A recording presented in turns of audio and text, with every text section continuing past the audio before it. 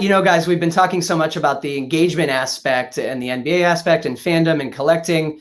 This is a sports and tech conference. Let's talk a little bit more about the tech here. We've been focused on Top Shot, but obviously, and I keep telling people this, everyone right now is discussing NFTs in a larger kind of broad umbrella sense. And I always tell people, well, you have to kind of clarify what sector of NFTs are you talking about? There's Top Shot, there's NFTs for sports. Rob Gronkowski sold a collection of digital cards as NFTs. Pat Mahomes did it. Then you have NFT artworks, as Roz mentioned, and there's a whole explosion there.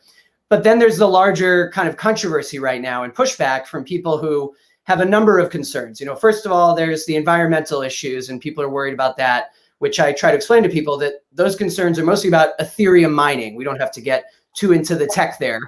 But secondarily, there are the concerns about depending on the NFT. And again, I always tell people it varies by the marketplace. But what do you really own? What are you getting when you buy an NFT? And maybe, Caty, the way in here is to start with Top Shot. Everyone knows that when you watch an NBA game and you hear that disclaimer that says, this telecast is the express copyright of the NBA, and you can't rebroadcast it for a commercial game without the express written consent. Well, similarly, with Top Shots, the NBA isn't granting the owner a ton of copyright licenses. So what are you getting? What are you the owner of once you've bought a Top Shot moment? Yeah, that's a great question. And I think that for us, there's a clear line between true ownership and commercialization. If I go and buy a t-shirt at TD Garden in Boston, I can't actually go print that t-shirt again and sell it out of a duffel bag in front of TD Garden, although many people do. So you don't have the right to commercialize your assets, but you do have the right to truly own them. And I think when we think about what you truly own, the core of that is the token itself. And that's really code, right? Like you own the data on chain, you own all of the information about the token on chain. For us, you also own the visual piece of it.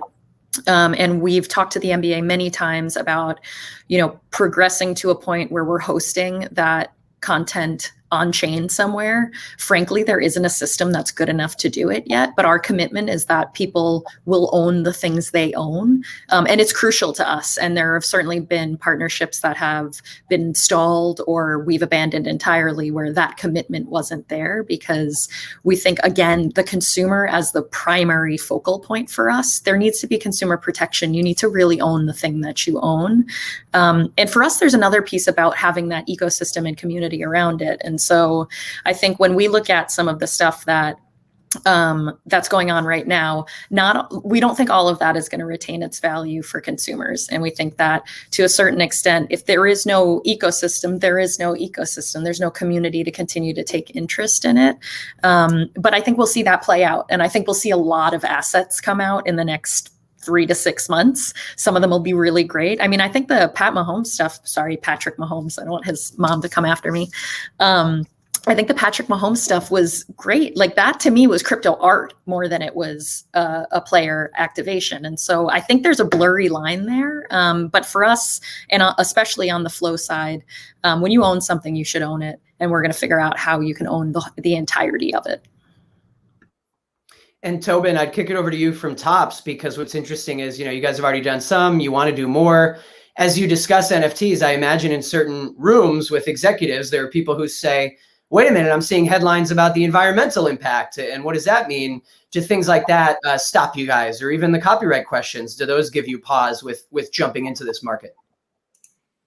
Yeah, for sure. I mean, those things, obviously the environmental thing has come up a lot more recently.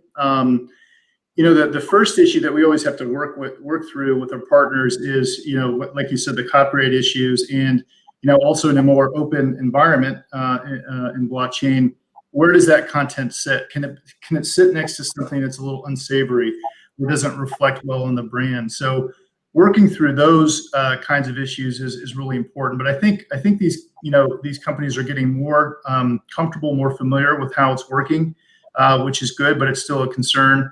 And then obviously the environmental impact is a big issue. And the good news is there are some technologies out there that have a lot lighter impact on the environment. Things like I don't want to get too technical, but there's some proof of stake type blockchains out there that are a lot better about that. So look, there are a lot of problems that we're all trying to solve in this space. I think we would agree, I know Caty would agree, that there's a tremendous amount of potential in this space that far outweighs, some of these problems that frankly we just need to work through. So I think we'll collectively figure it out.